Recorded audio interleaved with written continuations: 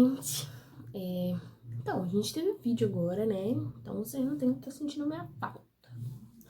Só assim, da palavra mesmo, né? Que Deus tem chamado a minha atenção, porque realmente. Desculpa. Realmente, tem vezes, principalmente com a obra de Deus, às vezes a gente é negligente, né? Ainda mais porque quando fala da palavra de Deus. Então hoje, eu depois de ter sido puxada a orelha e dormido de orelha quente, eu decidi voltar com nossos estudos, né, sobre Atos. A gente parou no 9, fizemos o último, foi o 8 e o 9. E hoje nós falaremos somente sobre o 10. E o 10, cara, é um livro muito bacana. Atos por inteiro, né? Relembrando, Atos é um livro meio que foi quando Jesus morreu. Veio, ficou um tempo com os seus discípulos ensinando, falando o que iria acontecer. E falou, eu vou, mas eu deixo o meu espírito e vou voltar, né?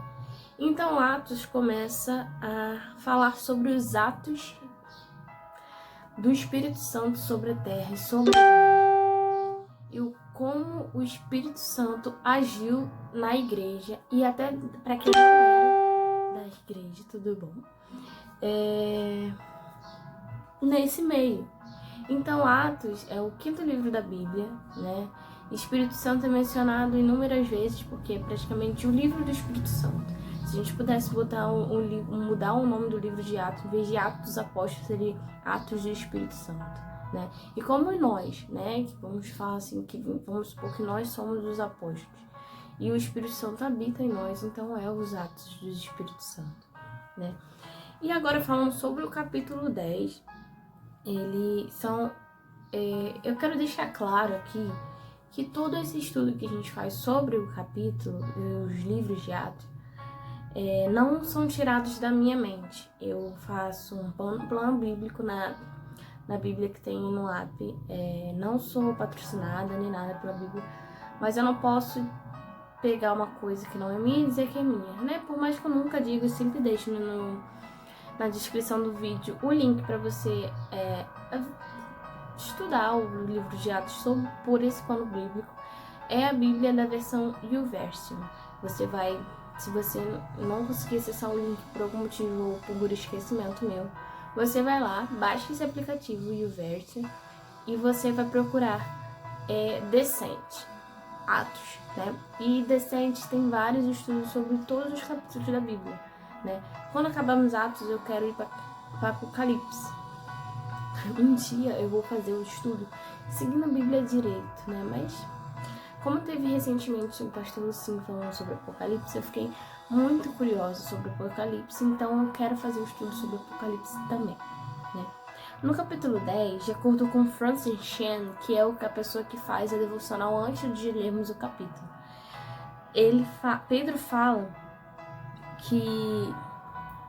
Pedro fala aos gentios, porque antes só se falava, né, aos circuncisos, as pessoas que tinham a promessa de Abraão, né, a promessa que Deus deu a Abraão, né, e a partir de então a marca da promessa, por isso que todos eram circuncisados a partir daquele momento, porque se ele faz parte de todos os milênios, né, faziam parte da promessa e da aliança que Deus fez com Abraão, né. E a partir disso, o Espírito Santo desceu sobre todos que ouviam a mensagem, né?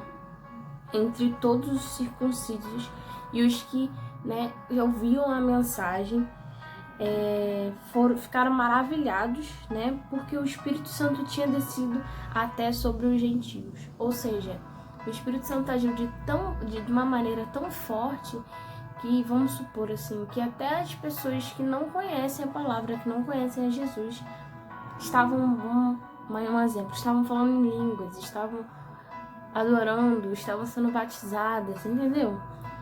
E Atos, como eu falei, é um livro sobre o Espírito Santo, não tem jeito, né?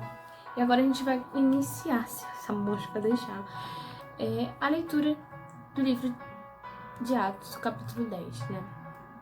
O centurião Cornélio, Havia em Cesareia um homem chamado Cornélio, centurião do regimento conhecido como italiano. Ele e toda sua família eram religiosos e tementes, isto é, simpatizantes do judaísmo.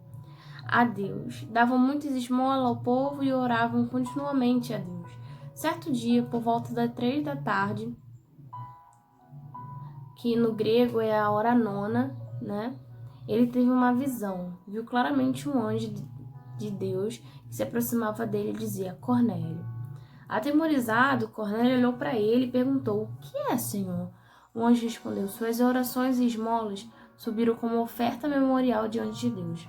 Agora mande alguns homens a Jope para trazer um certo Simão, também conhecido como Pedro, que está hospedado na casa de Simão, o curtidor de couro, que fica perto do mar. Depois que o anjo que lhe se foi, Cornélio chamou 2 de seus servos, um soldado religioso dentre os seus auxiliares, e contando-lhes o que tinha acontecido, enviou a Jope a visão de Pedro. No dia seguinte, por volta do meio-dia, a hora sexta no grego, enquanto eles viajavam, se aproximavam da cidade, Pedro subiu ao terraço para orar. Tendo fome, queria comer. Enquanto a refeição estava sendo preparada, caiu um êxtase. Viu o céu aberto e algo semelhante a um grande lençol que descia à terra, preso pelas 4 pontas, contendo toda espécie de quadrúpedes, bem como de répteis e aves do céu. E uma voz disse: Pedro, mate e coma. Pedro respondeu: De modo algum, Senhor, jamais comi algo impuro ou imundo. A voz falou segunda vez: Não se chame impuro o que Deus purificou. Olha que bênção, né? E às vezes a gente julga tanto o próximo, o outro, julga tanto as pessoas, né? E fala que é impuro, que não é santo. E aí a gente vê que Deus fala pra gente não falar isso de uma coisa que ele purificou. Continuando. Isso aconteceu 3 vezes e em seguida um lençol foi recolhido ao céu. Enquanto Pedro estava refletindo no significado da visão, os homens enviados por Cornélio chegaram à casa e bateram à porta. Chamando, perguntaram se estavam hospedados Simão, conhecido como Pedro. Enquanto estava pensando na visão, o Espírito disse: Simão, 3 homens estão procurando por você, portanto, levanta-se e desça. Não hesite em ir com eles, pois eu os enviei. Pedro desceu e disse aos homens: Sou eu que estou procurando, por que motivo estão aqui? Eles responderam: Vimos da parte do centurião Cornélio. Ele é um homem justo e temente a Deus. Por todo o povo judeu, respeitado. Um santo anjo lhe disse que chamasse a sua casa, para que ele ouça o que você tem a dizer. Pedro na casa de Cornélio. No dia seguinte, Pedro partiu e com os irmãos de Jope acompanharam. No outro dia chegaram a Cesareia. Cornélio o esperava com seus parentes. Quando Pedro ia entrando na casa, Cornélio dirigiu-se a ele e prostrou-se aos seus pés, adorando-o. Mas Pedro fez levantar-se, dizendo: Eu sou um homem como você. Conversando com ele, Pedro encontrou ali reunidas muitas pessoas e lhes disse: Vocês sabem muito bem que é contra a lei de um judeu associar-se a um gentil ou mesmo visitá-lo. Mas Deus me mostrou que eu não deveria chamar impuro ou imundo a homem nenhum. Por isso, quando fui procurá-lo, vim sem objeção. Posso fazer uma pergunta? Pedro falou. Por que me mandaram buscar? Cornélio respondeu: Há 4 dias eu estava na casa orando e esta hora, 3 da tarde, de repente representou-se diante de mim um homem com roupas resplandecentes que disse: Cornélio, Deus ouviu sua oração, lembrou-se das suas esmolas, mande buscar Simão, chamado Pedro. Ele estava hospedado na casa de Simão, o curtidor de couro, que mora perto do mar. Assim mandei. E foi bom que tenha vindo. Agora estamos todos aqui na presença de Deus para ouvir o que o Senhor te mandou dizer-nos. Então Pedro começou a falar. Agora percebo verdadeiramente que Deus não trata as pessoas com parcialidade, mas todas as nações aceitam todo aquele que teme e faz o que é justo. Vocês conhecem a mensagem enviada por Deus ao povo de Israel, e fala das boas novas, da paz por meio de Jesus Cristo, Senhor de todos. Sabem o que aconteceu em toda a Judéia, começando na Galileia, depois do batismo que João pregou. Como Deus ungiu Jesus de Nazaré com o Espírito Santo e poder, e com ele andou por toda parte, fazendo o bem, curando todos os oprimidos pelo diabo, porque Deus estava com ele. Nós somos testemunhas de tudo que fez na terra dos judeus e em Jerusalém, onde o mataram, suspenderam no madeiro. Deus, porém, o ressuscitou no terceiro dia e fez com que ele fosse visto, não por todo o povo, mas por testemunhas que designara de antemão por todos que comemos e bebemos com ele depois que ressuscitou dos mortos.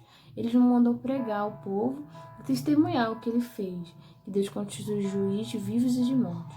Todos os profetas dão testemunho dele. De tudo que ele nele crê, recebe o perdão dos pecados do seu nome. Enquanto Pedro ainda falava essas palavras, o Espírito Santo desceu sobre todos que ouviram a mensagem. Os judeus convertidos que vieram com Pedro ficaram admirados quando o dom do Espírito Santo fosse derramado sobre os gentios, pois ouviam falando em línguas e exaltando a Deus.